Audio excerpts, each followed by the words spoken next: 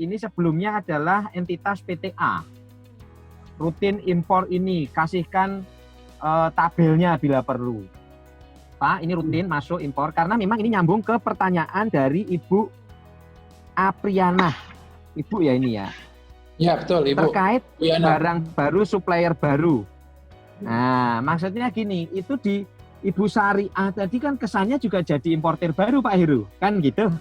Iya, ini kan casing di sistem ya, Pak ya, muncul casing ya. baru ya di sistem, betul. Casing baru barang lama kan gitu ya, Pak Heru ya. Ya sampaikan saja. Iya benar, Pak. Sampaikan saja bahwa ini sebelumnya adalah PT ini rutin impor, ini buktinya karena sudah kami akuisisi, bukti akuisisinya ini dilampirkan saja, Bu. Itu histori itu sangat penting, histori itu sangat penting. Ya sama dengan tadi, Bapak Ibu kalau rutin dinotul tanpa keberatan, ya histori Bapak jelek. Jangan salahkan kami karena kita kan tidak kenal, Pak ya, tidak kenal nih Bapak Ibu. Kita hanya ngomong berdasarkan data. Wajar nggak? Misal, importer rutin dinotul, terus kami INP. Ya wajar. Importer yang tidak pernah dinotul, tidak di INP, ya wajar. Karena kita ngomong habit.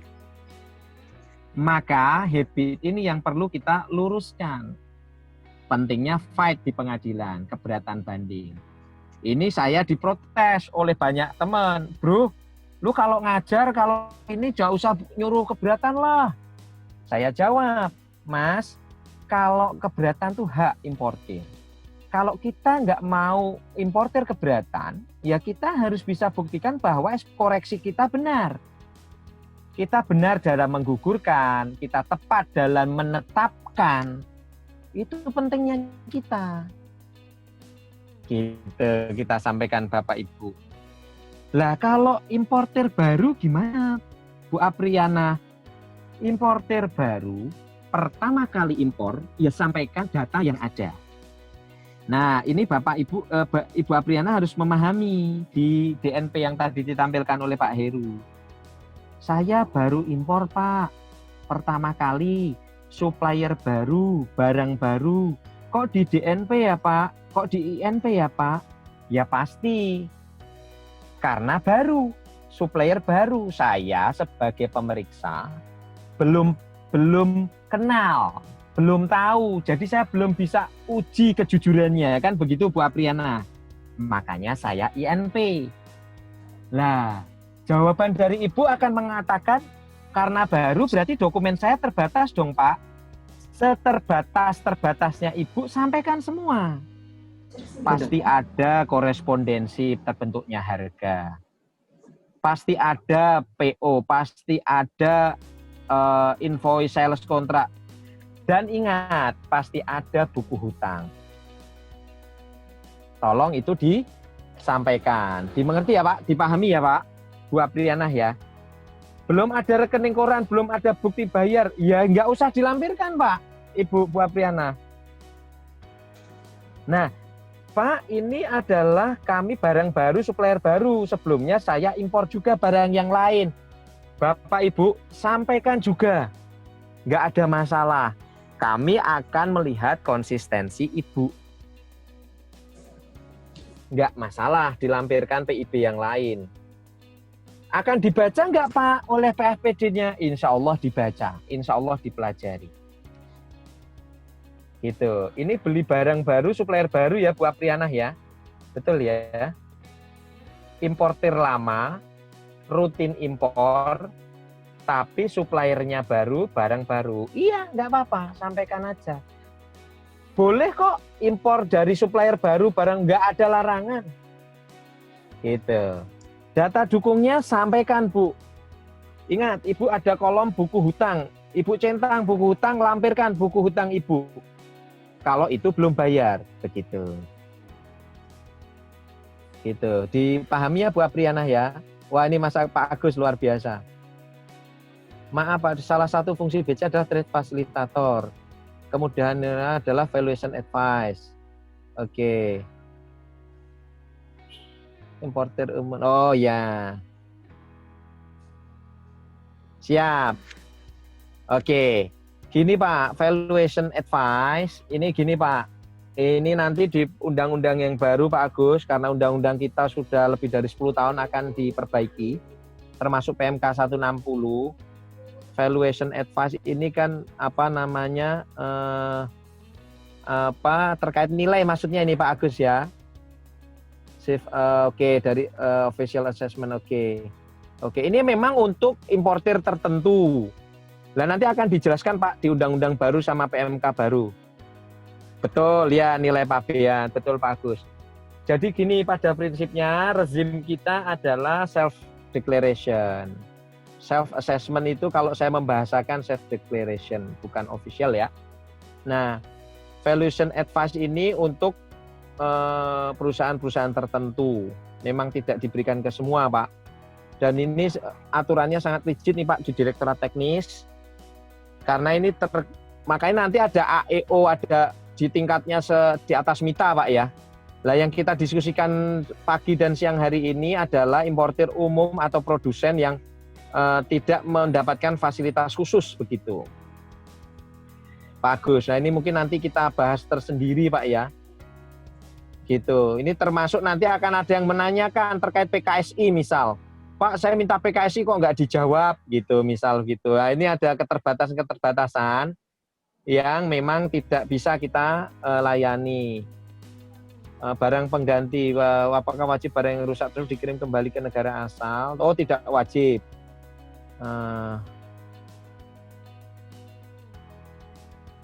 Nah, ini betul. Kalau barang pengganti ini sebenarnya itu kan bukan transaksi Pak Heru. Ya.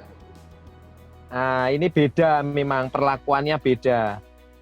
Memang bukan barang transaksi sebenarnya. Ini karena jarang sekali terjadi. Lah kemarin kasus Ferrari itu Pak Heru, karena kebingungan dan orangnya tetap pengen barang itu masuk, akhirnya PIB biasa. Dan disampaikan harganya. Lah ini untuk menjembatani bocorannya gini Pak Heri Setiawan. Kalau memang itu barang tukar, ini ada dua metode penyelesaian. Yaitu memang barang bukan transaksi. Nah, karena penggantian, nanti akan Bapak bisa beraudiensi ke kantor Bea Cukai Pemasukan. Bapak nanti menanyakan mekanismenya terkait barang bukan transaksi. Karena memang Bapak jujur, Bapak sampaikan, Pak ini barang aslinya, ini PIB-nya sewaktu masuk pertama, ini perjanjiannya bahwa apabila barang rusak, harus pihak supplier mengganti barangnya. Begitu, kan saya sudah bayar sebelumnya di PIB sebelumnya rusak. Nah ini penggantinya. Kalau sependek pengetahuan saya itu nanti ada fasilitas oleh Bea Cukai, kantor Bea Cukai bahwa itu barang pengganti. Sifatnya nanti tidak dikategorikan PIB biasa. Begitu Pak Heru, sependek pengetahuan saya begitu. Nanti saya upgrade lagi nih pengetahuan saya terkait barang pengganti nih Pak. Cuma memang kadang yang nggak mau pusing, nggak mau ribet, ya sudahlah. Saya masukkan sebagai barang pengganti, saya transaksi lagi, saya bayar lagi. Ada juga itu Pak Heru yang kasus Ferrari begitu Pak Heru. Jadi dia masukkan PIB, bayar lagi begitu. Karena nggak mau pusing, karena kadang di kita nggak mau ribet gitu Pak Heru. Ya.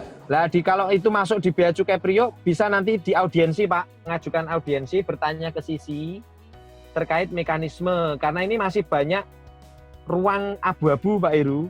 Kalau saya logiknya adalah karena dia barang pengganti, selama bisa dibuktikan bahwa itu penggantian, harusnya bisa difasilitasi.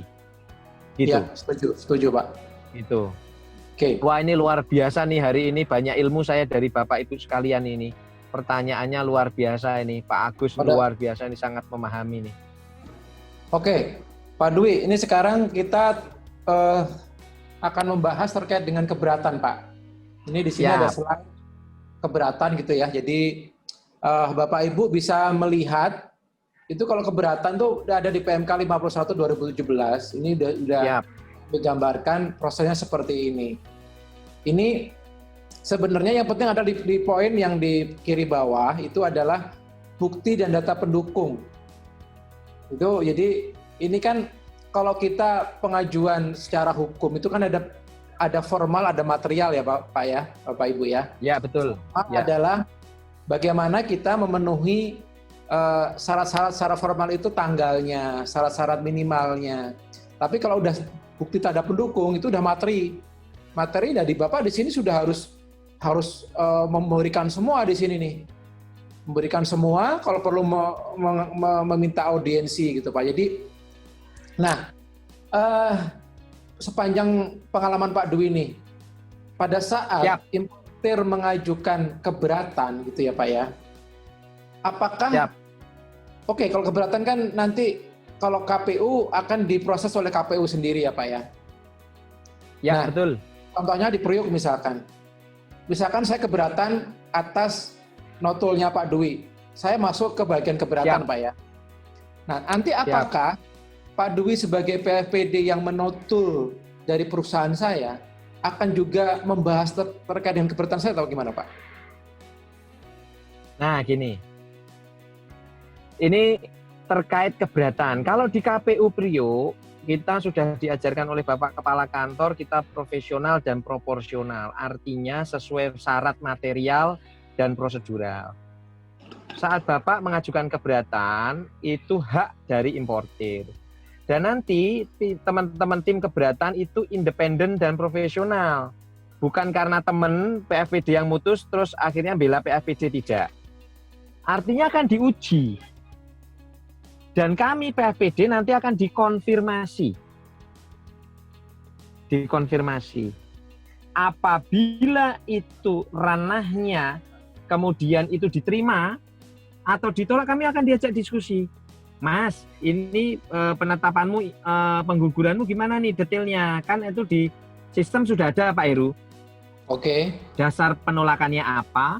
Penetapannya apa, itu dia bisa baca. Artinya bagian keberatan situ secara sistem, ya Pak ya, bagian keberatan yang menerima keberatan dari importer itu secara sistem bisa melihat di sistem apa alasan dan bukti-bukti yang diberikan PFPD ya Pak ya.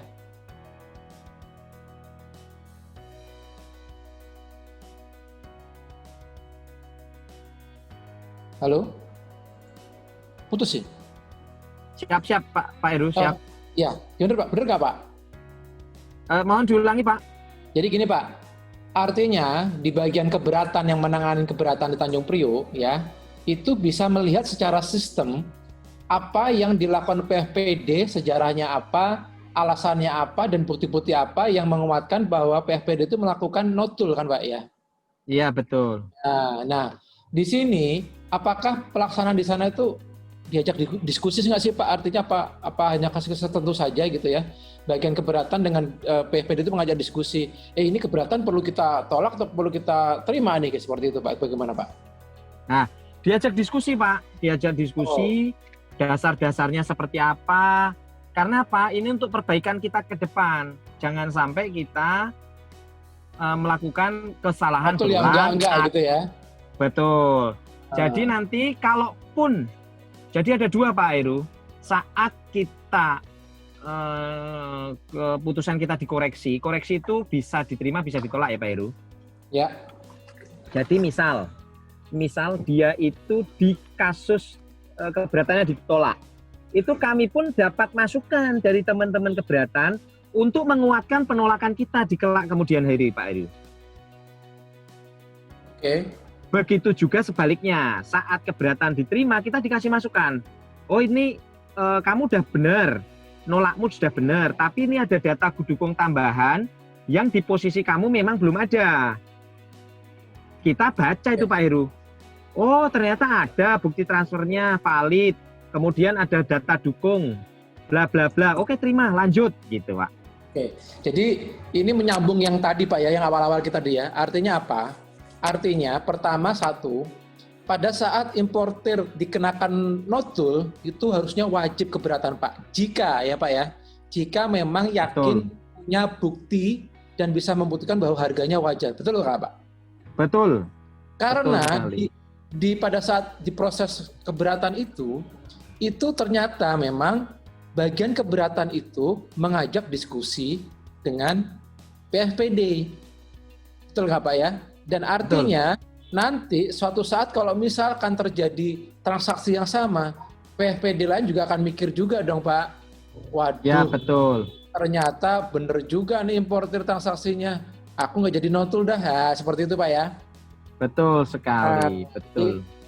Ini menjawab pertanyaan-pertanyaan yang tadi, yang di awal-awal tadi. Jadi memang pada saat kita yakin dan kita bisa membuktikan transaksi kita benar, kita wajib keberatan. Walaupun nilainya cuma 5 juta atau 6 juta. Betul ya Pak? Betul. Oke, nah Pak, ini apa ya, sekalian saja nih, jadi sebentar. Kalau ini penelitian ya Pak, ini penelitian ini terkait dengan penelitian yang dilakukan oleh kantor wilayah. Jadi gini Bapak Ibu, perbedaannya keberatan itu kalau misalkan di kantor pelayanan bea cukainya itu yang memegang eselon 3, maka keberatan itu akan dilimpahkan ke kantor wilayah. Tapi kalau sekelas Tanjung Priok yang KPU ya, Tanjung Priok, Soekarno-Hatta, Batam, itu keberatan akan diproses di kantor tersebut, tidak dilakukan dilimpahkan ke kantor yang lebih tinggi gitu ya. Nah, ini menyambung yang tadi Pak Dwi, bagaimana sebenarnya proses ini bisa dimaksimalkan oleh pihak importir? Apakah boleh misalkan pada saat saya menyampaikan keberatan itu tanggal 1 Februari misalkan, boleh nggak sih saya sampai hari ke-20 itu memberikan bukti-bukti terbaru atau minta audiensi kepada Bea Cukai? Gimana Pak? Siap, sangat dianjurkan Pak Heru. Oke. Karena apa? Saat posisi transaksi di PFPD mungkin semua bukti belum terkumpul. Yang seperti tadi ditanyakan oleh Bu Apriana dan yang lain-lain. Saya baru punya data terbatas. Wajar, nggak apa-apa. Pas diajukan keberatan, itulah kesempatan menambahkan novum bukti baru. Data dukung selengkap-lengkapnya. Bila perlu, minta audiensi untuk menjelaskan secara verbal. Oke. Data dukung dibawa, disampaikan bukti-bukti secara tertulis plus verbalnya. Itu untuk menunjukkan keseriusan bahwa Pak, saya benar. Buktinya ABCD, data dukungnya 1, 2, 3, 4. Seperti itu. Dan ingat, formil. Artinya apa? Ketentuan secara formil harus terpenuhi. Jangan sampai Bapak Ibu kalah formal. Ya, begitu. Jadi Bapak Ibu, formal itu sebenarnya ketentuan terkait dengan misalkan syarat-syarat sesuai dengan ketentuan yang ada. Jadi misalkan Bapak Ibu maksimal mengajukan keberatan misalkan tanggal 30. Tapi Bapak Ibu melakukan keberatannya di tanggal 31 atau tanggal 1 di bulan berikutnya. Walaupun Bapak Ibu secara materi, secara transaksi benar dan punya bukti-bukti yang kuat, transaksi itu benar, tapi secara formal Bapak Ibu sudah kalah. Apapun alasannya, Bapak Ibu tetap kalah karena apa? Tanggal penyampaian keberatan Bapak Ibu sudah lewat. Maksimal tanggal 30, Bapak Ibu menyampaikan tanggal 31 atau tanggal 1 di bulan berikutnya. Seperti itu. Itu berlaku juga secara formal di pengadilan pajak. Gitu. Nah, ini sekarang saya sampaikan kesempatan kepada Bapak Ibu yang masih ada pertanyaan, langsung menyampaikan, tidak usah pakai chat. Silahkan Pak, Bapak Ibu. Ada pertanyaan terkait dengan tadi yang kita bahas dari awal ya, terkait dengan konsep harga transaksi, nilai transaksi, terus terkait dengan syarat-syarat dengan metode nilai pabean, proses penetapan harganya seperti apa, terus kenapa DNP sering ditolak, kalau ada yang belum jelas dari penjelasan kami gitu ya. Terus hal-hal yang menyebabkan notul itu apa, pembuktian seperti apa, saya kira tadi udah kita bahas semuanya, walaupun dari materi yang kami sampaikan, dari yang share itu kita agak loncat-loncat, tapi saya yakin dari A sampai Z sudah ngeling ya, dari tema kita sudah ngeling. Bagaimana kita menyampaikan BNP seperti apa, pembuktian seperti apa, terkait dengan keberatan bagaimana gitu. Jadi nanti misalkan kalau ada pertanyaan-pertanyaan yang memang, oh Pak, saya baru ingat Pak setelah ditutup acaranya saya baru ingat, boleh Bapak Ibu misalkan chat saya atau email saya boleh terkait dengan penetapan ini gitu Pak. Jadi nanti setelah ini kita akan share materinya, kita akan share pertanyaan-pertanyaannya kita share gitu ya Pak. Nanti kalau misalkan Bapak ada, oh saya baru ingat nih, saya baru ada pertanyaan setelah acara selesai, nggak apa-apa Pak. Nanti Bapak Ibu bisa email atau chat saya gitu ya. Oke. Monggo Pak, Bapak Ibu silakan.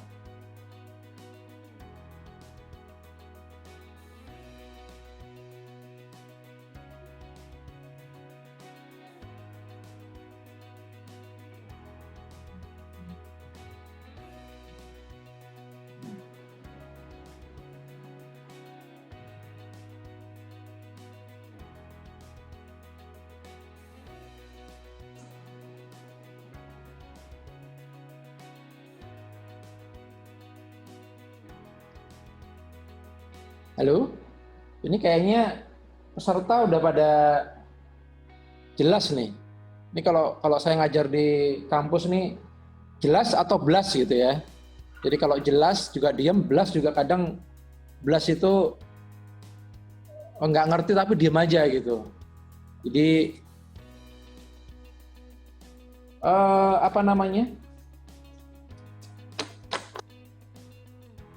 untuk materi kita free morning briefing bulan berikutnya, nggak apa-apa nanti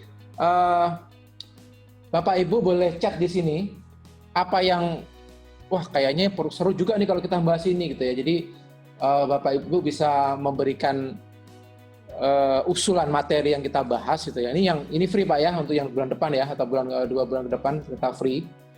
Jadi, Pak, saya ingin bahas ini, nggak apa-apa. Bapak chat aja gitu ya, chat di sini, ngasih usulan ke kami. Nanti kita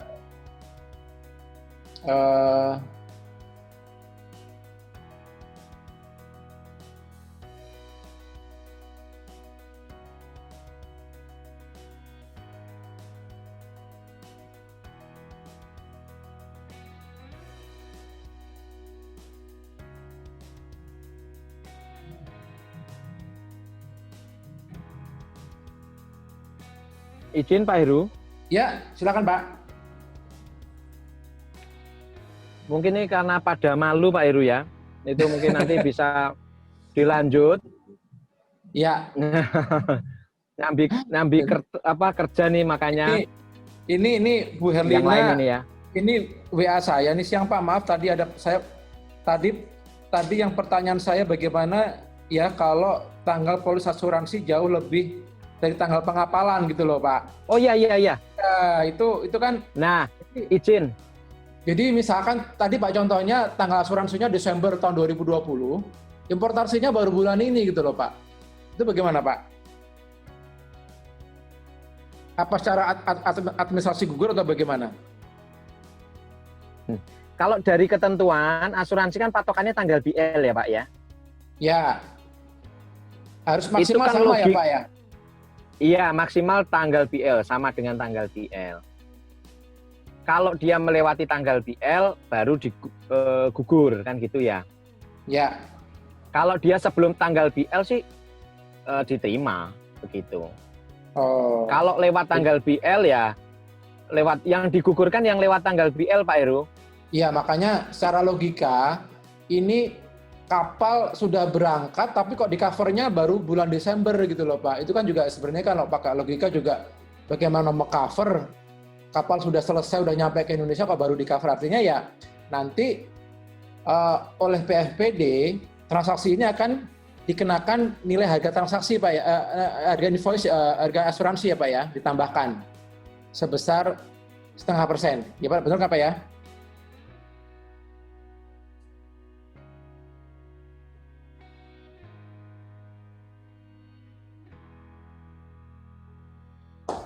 Betul, betul sekali Pak Heru. Ya. Ini yang suka kadang bikin nyesek Pak.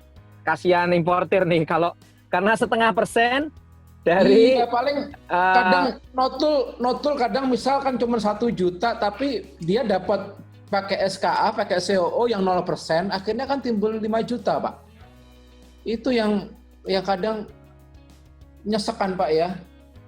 Bener nggak Pak? betul, betul, betul. Iya. Betul, betul Pak Heru. Betul, Oke. betul. Itu yang sayang sekali itu, betul. Ya.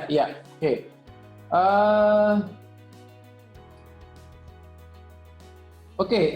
Sebelum selesai, jadi saya ingin ada sebuah cerita ya. Jadi ini mungkin bisa memotivasi kita semua.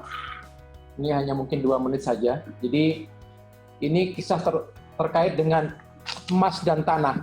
Jadi izinkan saya membacakan ya. Jadi ini perbincangan antara emas dan tanah. Emas berkata pada tanah, "Coba lihat pada dirimu, suram dan lemah. Apakah engkau memiliki cahaya yang mengkilaukan seperti aku? Apakah engkau berharga seperti aku?" Emas berkata kepada tanah. Tanah menggelengkan kepala dan menjawab, "Aku bisa menumbuhkan bunga dan buah, bisa menumbuhkan rumput dan pohon, bisa menumbuhkan tanaman dan banyak yang lainnya. Apa kamu bisa?" Emas pun menjawab, terdiam dan 1000 bahasa. Dalam hidup, banyak orang yang seperti emas, berharga, mengilaukan, tetapi tidak bermanfaat bagi sesama. Sukses dalam karir, rupawan dalam paras, tapi sukar membantu apalagi peduli. Tapi ada juga yang seperti tanah, posisi biasa saja, namun ringan tangan, siap membantu kapanpun. Makna dari kehidupan bukan terletak pada seberapa bernilainya diri kita, tetapi seberapa besar bermanfaatnya kita bagi orang lain dan sesama. Jadi, jika keberadaan kita dapat menjadi berkah kepada banyak orang, barulah kita baru benar dan baru bernilai. Jika keberadaan kita dapat menjadi berkah kepada banyak orang, barulah kita benar dan benar bernilai. Apalah gunanya kesuksesan bila itu tidak membawa manfaat bagi kita, keluarga, dan orang lain serta sesama. Apalah arti kemakmuran bila tidak berbagi kepada yang membutuhkan. Apalah arti kepintaran, ya, saya bilang kepintaran bila tidak memberi inspirasi kepada sekeliling kita, percuma. Karena hidup adalah proses, ada saatnya kita memberi, ada saatnya kita menerima. Oke, baik. Jadi ini adalah beberapa kalimat yang mudah-mudahan menginspirasi kita semua, karena kondisi kita saat ini tidak mungkin pemerintah itu bisa menangani semua yang terjadi di negeri ini.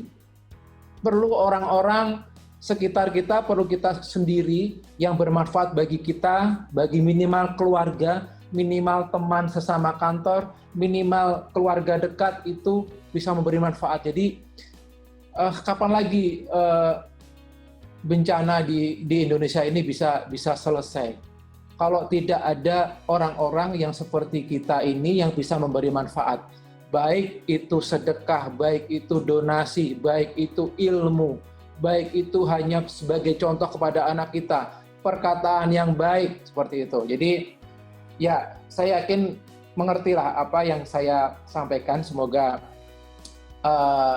bermanfaat bagi semua gitu ya. Jadi Pak Dwi, sudah ada pertanyaan lagi, Bu Tika? Tidak ada?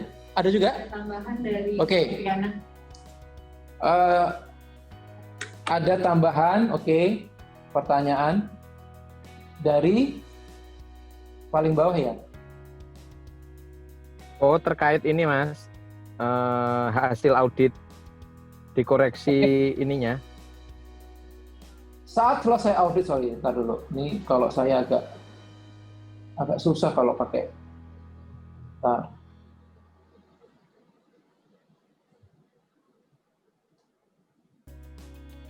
Terkait HS Code Mas Heru. Hmm.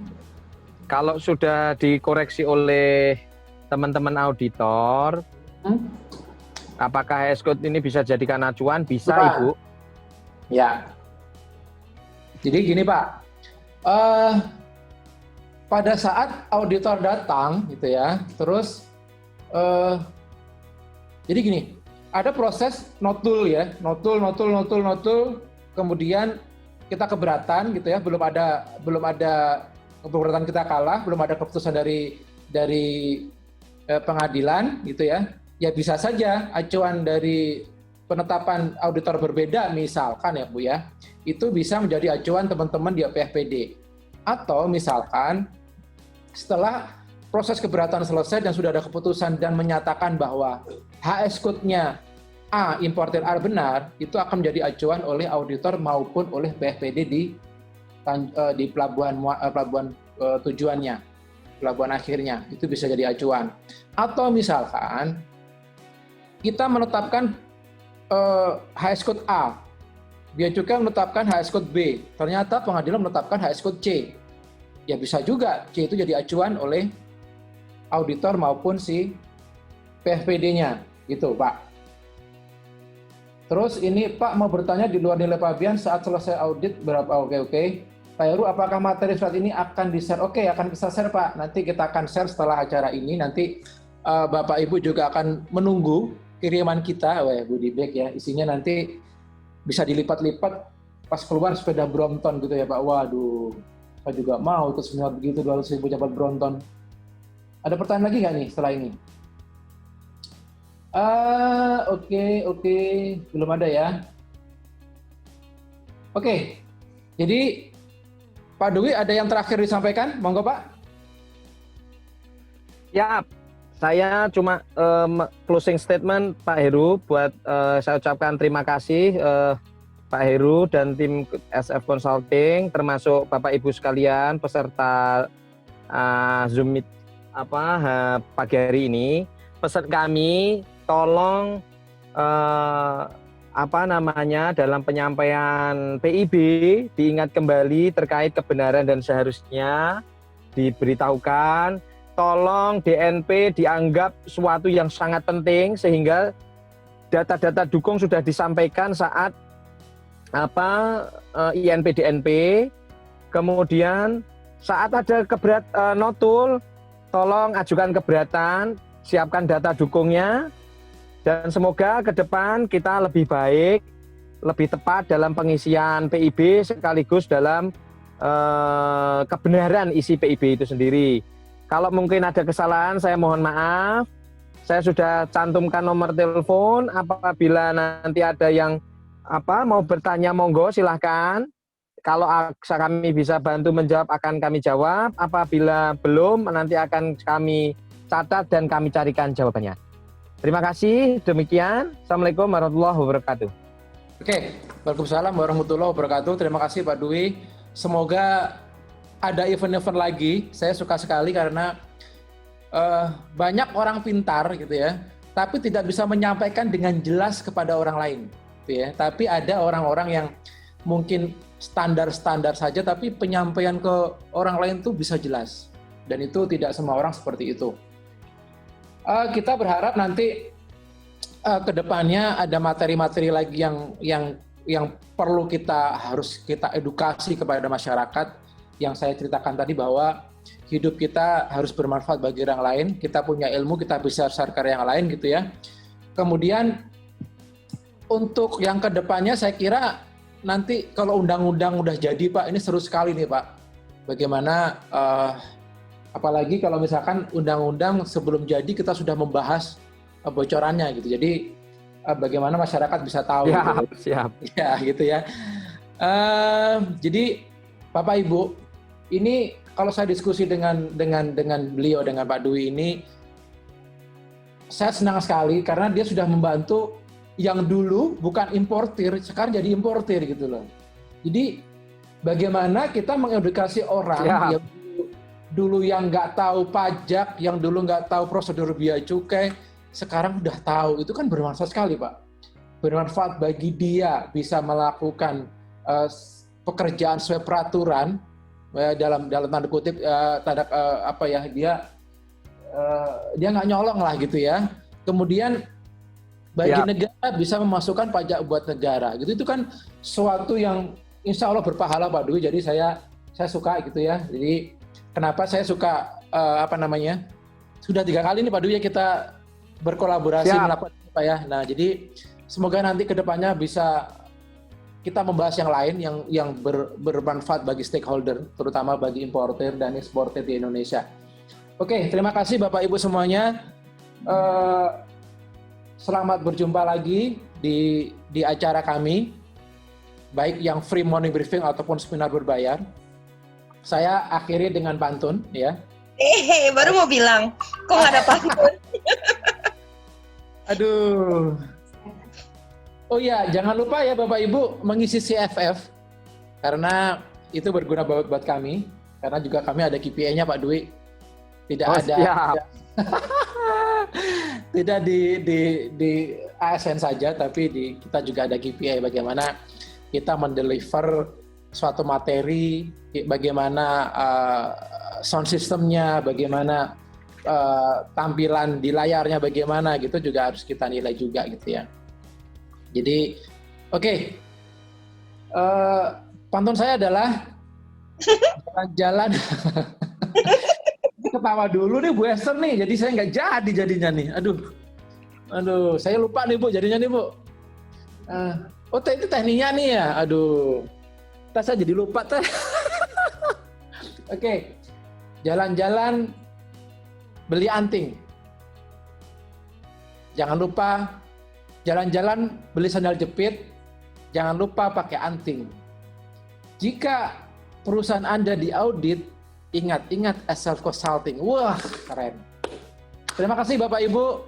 Saya ucapkan semoga Bapak Ibu diberikan kesehatan, kesuksesan, bermanfaat bagi orang lain, dan terima kasih semuanya Pak Dwi dan tim di sini, Tenia, Bang Tatak, Kartika, semuanya terima kasih terselenggaranya acara ini. Saya ucapkan Assalamualaikum warahmatullahi wabarakatuh. Terima kasih semuanya.